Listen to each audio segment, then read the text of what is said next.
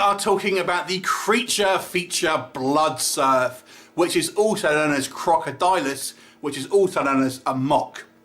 Now this is a 2000 movie, and I love creature features. They're one of my favourite genres. And this came out around the same time as Toby Hooper's movie Crocodile. And you know, so we had these kind of crocodile movies that were coming out, and this one has a kind of a tagline that I thought was going to be great. This might have sharks versus crocodiles, and it does, but it's a little disappointing. So let me explain the plot here. This follows a small group of people, 2 surfers and a kind of a small crew, as they are wanting to kind of make some extreme videos to try and get some type of you know, promotion, some sort of money from it. So what they want to do is go into this kind of very kind of like idyllic kind of island, but it has a high shark population. And what they want to do is kind of chum the waters and then sort of surf in with all the kind of the sharks kind of like chasing them and stuff like that, and essentially get someone to film it. Hence the name Blood Surf. And however, when they're there, they find that the sharks aren't the problem. There is a massive saltwater crocodile which is on the island, which is after them as well as the sharks, and ultimately sort of chases them down, wanting to munch on them and anyone that comes in its path. So I was thinking, man, there's going to be a shark versus crocodile fight. I want to see that. And although there is a scene where we do assume that the crocodile is fighting sharks, it's, you know, all you see is some splashes on the water, so that was disappointing. Now, I should mention this came out in the year 2000, same year as Toby Hooper's Crocodile, which gets a lot of shit, but I actually kind of quite like that movie. I like it a lot better than this one, I have to say. This movie, even in 2000, I thought the effects here were atrocious. And watching it now for this review, it is laughably bad, the effects. So, you know, we have our kind of small group of characters, and they're somewhat cartoonish, but kind of fun at the kind of the same time. But they're sort of characters, you know, straight from the get-go. These 2 are going to live. The rest of them are obviously just cannon fodder, because they are not your stereotypical kind of like pure people or whatever.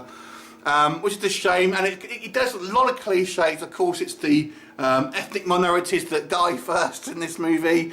The actual crocodile itself, depending on the shots, they use a variety of different things here. There's some truly bad composite shots here in regards to where they've kind of like put in, especially when you'll first see it when you see the surfing scene, where they've obviously put fins in the water and stuff like that. But there's scenes with the actual crocodile as well.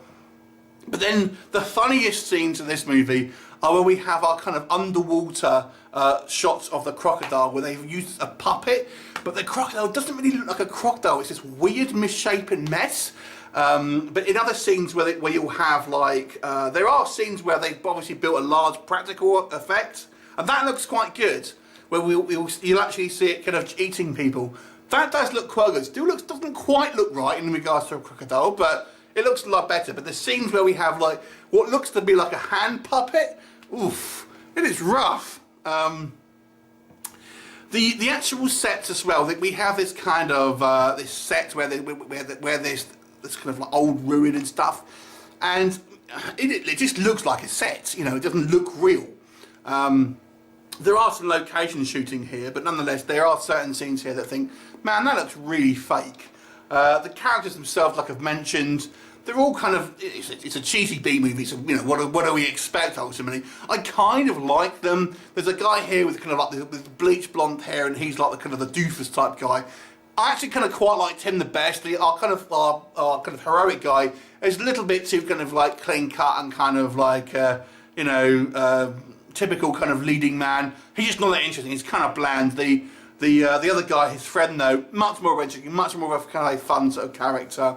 So there you go. There's obviously some of the things here as well. It goes on the kind of the city side. I mean, we have our kind of our female lead, and she's dating the guy who's like the producer or the director of this kind of like who want to do the short. And this guy's kind of painted to be a bit smarmy, and he gets killed. And yeah, he's a bit of a dick, but she's like, oh well, because he's a bit of a dick. I mean, this is your boyfriend who you were dating like a day ago, and yet when he dies, because he was a little bit of a bit selfish or something, like, oh well, I'll go with this guy instead. I mean, it's just like not real kind of like people, if that makes sense.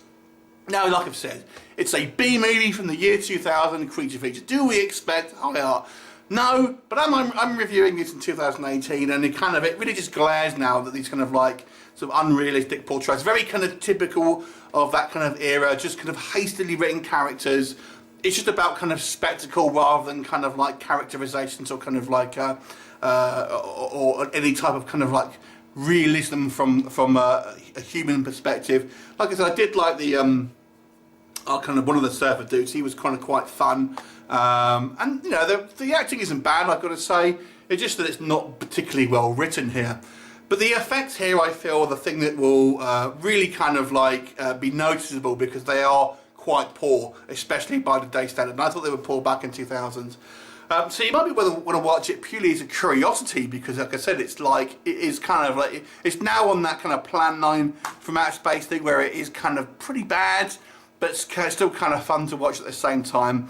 And unfortunately, we didn't get the promise of some shark and crocodile action, which would have been amazing.